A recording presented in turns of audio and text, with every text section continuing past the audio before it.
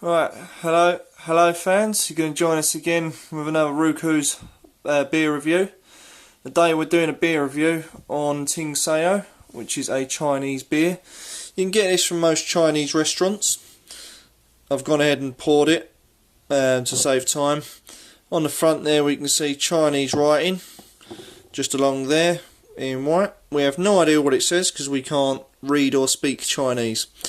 Okay, so this is brewed and bottled in China, and it's 4.7%. And as you can see there on the back, the ingredients are simply water, malt, rice, hops, and that's it. Very simple stuff. Very simple stuff. As they say, it's always the simplest ingredients that make the best beers. As you can see, colour duration ain't bad at all. It's not bad at all, really. So you got that. You got the nice head there. Always good. Let's have a little sniff. You can smell the rice in there, definitely. Other than that, you can't really smell much at all. Clean, pure looking. Bubbles are going. Always a good sign. The head holds pretty well. So yeah, let's crack on.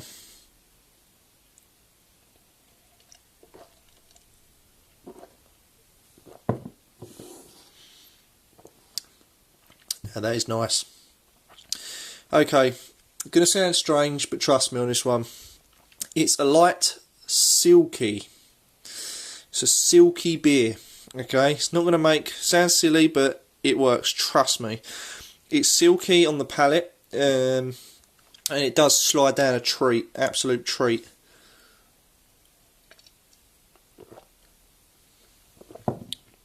Again, very light-bodied. You can definitely taste the rice, and the rice aftertaste stays with you. Not bitter and it's not sweet either.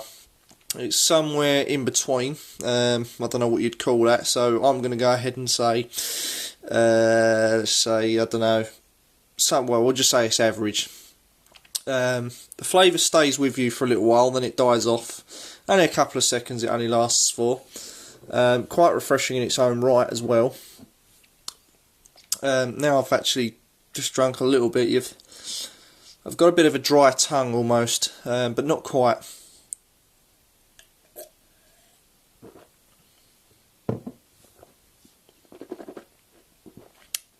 Again, when you swirl it round, tad. Yeah, still again, it's more rice. You can taste the rice, very silky.